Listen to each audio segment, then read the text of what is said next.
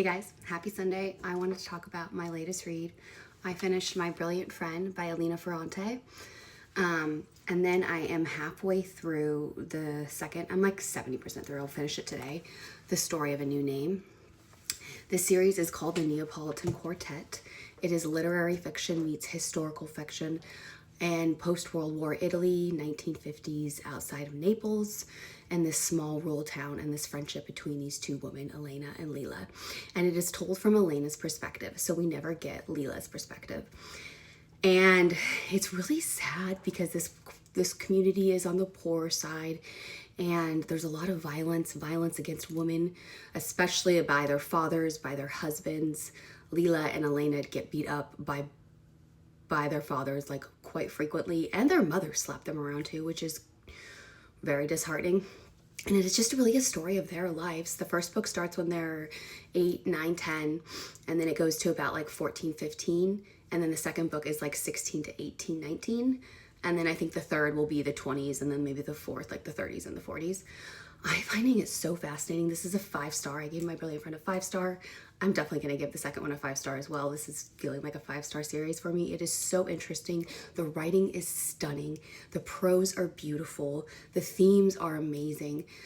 And this friendship between these two women is just, it's beautiful, but it's devastating and it's heart-wrenching.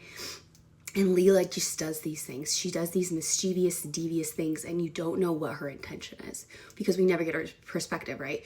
So is she doing it from a place of vengeance? Is she doing it from a place of insecurity? Is she doing it from a place of hurt? Is she doing it from a place because she doesn't think that she deserves better? And so she perpetuates it. It's just so fascinating and so interesting because you don't really know, and it's kind of up to the reader to decide.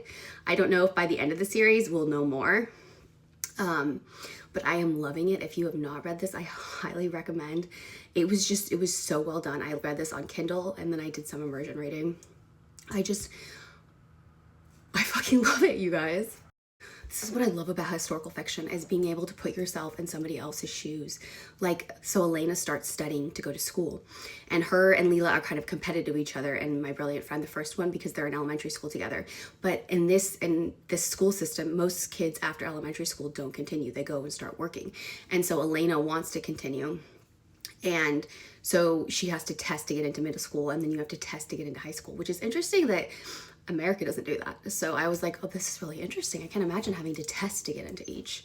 Maybe that's why our education system's failing. I don't know. But I just found it so fascinating, and like the friendship is just so beautiful, and like all of like the miscommunications and like the way that they handle each other. And like you think like Lila will throw you for a loop. You'll be like, oh, she didn't mean that. And then like the second later you'll be like, wait, what? Maybe she did. Like it's just so interesting and so fascinating. I highly recommend to all my historical fiction girlies and literary fiction girlies out there. I am having the best time.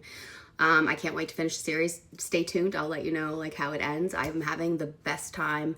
Highly recommend. And I hope you guys are having a great Sunday. I'll talk to you later.